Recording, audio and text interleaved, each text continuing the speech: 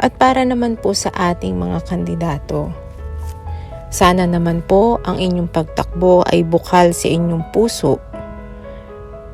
Maganda ang inyong hangarin.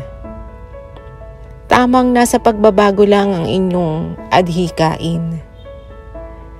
Sana po ay gabayan kayo ng inyong mga plataporma. Sana gabayan kayo at hindi kayo magpadala sa inyong mga emosyon, sa galit, sa mga dating nakaupo. At sana hindi rin kayo magpadala sa temptasyon. At higit sa lahat, kung ano man po ang inyong hangarin ay unahin po natin ang bayan. Unahin po natin ang ating nasasakupan, ang inyong nasasakupan. Dahil higit sa lahat, ito naman po ang unang-unang dapat nyong adhikain sa inyong pagtakbo.